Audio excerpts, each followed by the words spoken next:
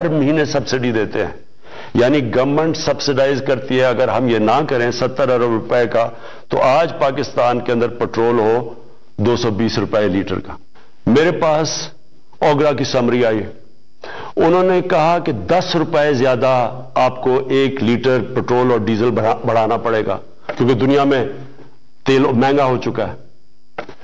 तो मैं आज आपके सामने बड़ी खुशखबरी सुनाना चाहता हूं कि बजाय 10 रुपए बढ़ाने के हमने फैसला किया है कि 10 रुपए पेट्रोल और डीजल को आज हम कम कर रहे हैं। अब फिर से मैं आपको बताऊं कि बिजली 60% इंपोर्टेड फ्यूल से बनती है, जो मैं आपको पहले बता चुका हूं। जैसी बाहर गैस महंगी होती है, कोयला महंगा होता है, तेल महंगा होता है, तो यहां हमारा जिसको कहते हैं फ्यूल एडजस्टमेंट चार्ज वो बन जाता है, हमारी भी चीजें हो जाती है।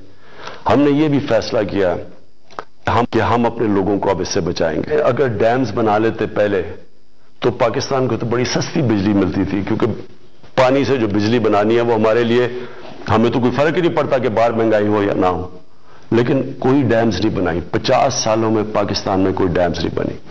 हम 10 डैम्स बना रहे हैं पाकिस्तान में, और इंशाल्लाह अगले 5 से 10 सालों के अंदर ये सारी डैम्स आ जाएंगी, और उससे इंशाल्लाह हमें, अगर बाहर कीमतें भी बढ़ेंगी तो इंशाल्लाह हम बच जाएंगे उससे।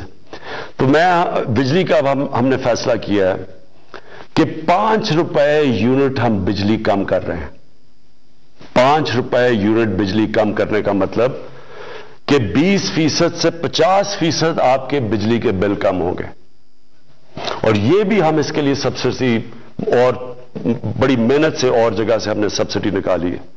और मैं ये क्योंकि सबसे बड़ा मसला लोगों को होता है बिजली और